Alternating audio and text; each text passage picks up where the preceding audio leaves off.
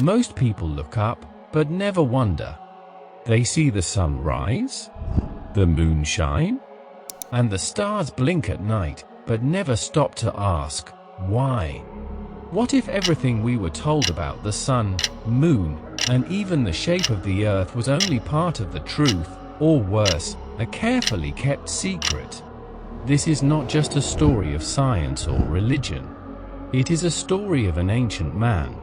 A man who claimed to have walked with angels and seen the true design of the heavens and the earth. A man whose writings, hidden from most of the world, describe a universe very different from what modern science teaches. A man called Enoch. According to the Book of Enoch and the Bible, the Earth is not a spinning ball flying through space at 67,000 miles per hour, but a carefully created realm, covered by a dome, and lit by moving luminaries above it. Just like Enoch did, we are about to explore ancient knowledge about the sun, the moon, the stars, the true nature of the earth, and why all this knowledge was hidden. In the Bible, Enoch is described as a man who walked with God and was no more. But there's more to his story. According to the Book of Enoch, he was taken into heaven and shown the secrets of the creation. One of the most important things he saw was the paths of the lights, the sun, the moon, the stars, and how they moved according to divine plan. Most of us learn in school that the earth spins and moves around the sun, but Enoch had a different perspective. Just as is consistently mentioned in the Bible, Enoch wrote that it is the lights which move above the earth, and not the other way round. In Enoch's vision, the sun and moon move through portals, large openings at the ends of the sky. The sun rises through different eastern portals depending on the season, and sets through others in the west. The moon follows its own pattern. Each movement is precise, and not by accident. This system is carefully managed by holy angels, who make sure the lights follow their ordained paths. And when the stars and heavenly bodies disobey, they are punished. Which means they are not just objects, but living beings with will and purpose. The earth, as described in the Book of Enoch and in Genesis, is very different from the globe we see in pictures today.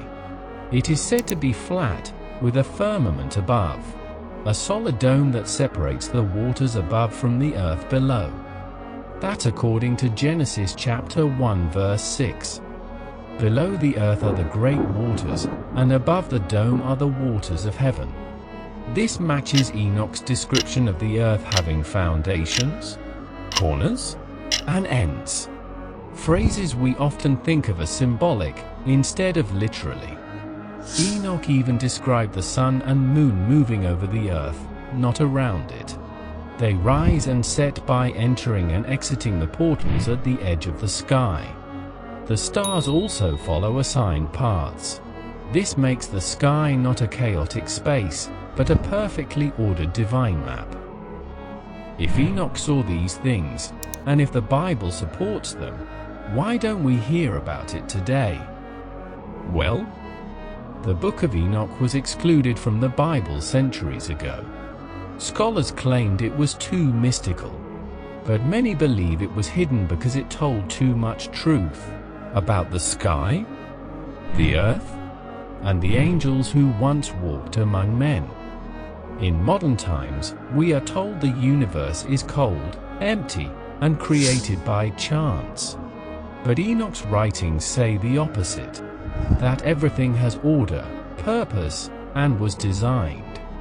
The luminaries obey God's command, and the earth was made for mankind, not as a tiny dot in space, but as the center of creation. Some researchers believe powerful groups and governments know the truth, but hide it to keep control. They say ancient observatories in secret places, like Antarctica, are studying the dome and watching for changes in the sky.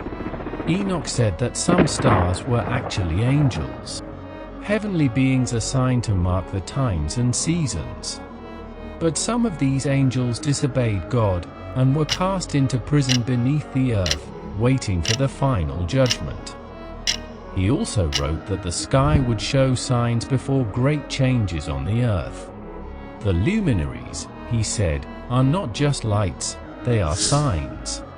They are watching. They are counting time.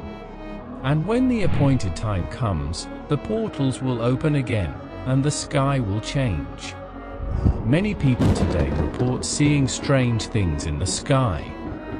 Moving stars, symbols on the moon, unusual eclipses, and sudden shifts in the paths of heavenly bodies.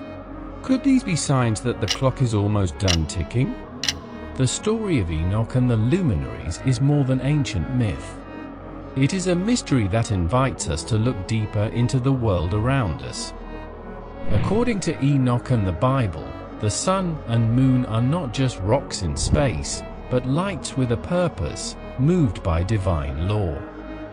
The earth is not spinning through a cold universe, but resting under a dome, watched over by angels, and set in perfect order.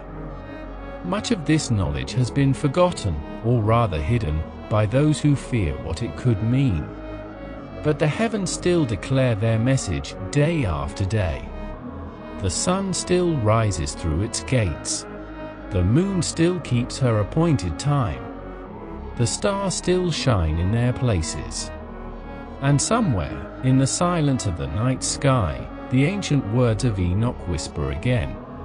As we begin to remember what was once known, we may find that the truth of the luminaries, and the earth itself, is more wondrous, more mysterious, and more divine than we ever imagined.